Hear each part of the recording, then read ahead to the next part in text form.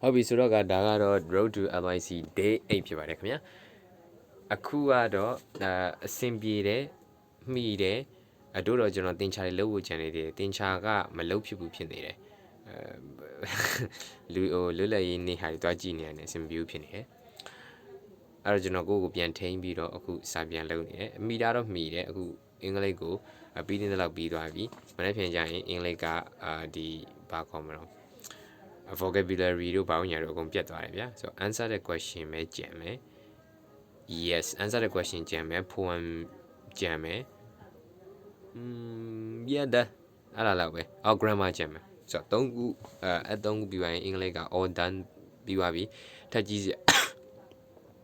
ရာမလိုလောက်ပြီးသွားပြီဆိုတော့အဲ့ဒါမနေ့ပြန်ပြီးမယ်ဆိုတော့မနေ့ကျရင်အင်္ဂလိပ်ပြက်ပြီးသွားတဲ့အခါကျရင်တင်ချာအဖြတ်ပေါ့နော်တင်ချာက unit 9နဲ့10နဲ့ရှိတယ်မနေ့ကျရင်ကျွန်တော်အကြောင်းမသွားဘူးအကြောင်းသွားတော့သွားတယ်အားကစားအတွက်ပဲသွားတယ်ပြီးသွားတဲ့အခါကျရင်အိမ်မှာပြန်လာပြီးတော့စာလုပ်တယ်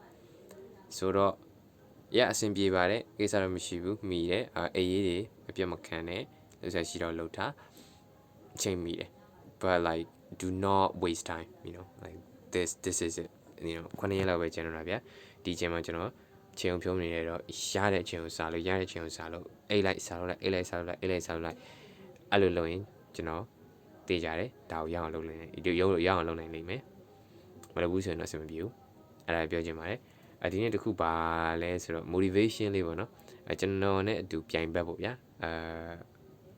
ပြိုင်ဘက်ရှိတယ်ပြိုင်ဘက်နဲ့ဟိုဖြစ်ပါတယ်အဲ့လိုမုန်းနေတာမရှိပါဘူးဒါပေမဲ့ like but like I have the competitive mindset right ဆိုတော့က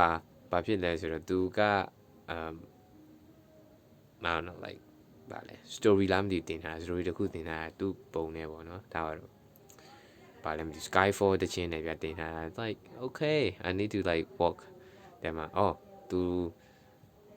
ကြည့်လိုက်တော့ okay ငါလည်းစားလို့အောင်ငါလည်းလုံးဝဖြစ်မယ်ဒီကောင်ငါ့ကိုကြောလို့မရဘူးစပြဖြစ်သွားတယ်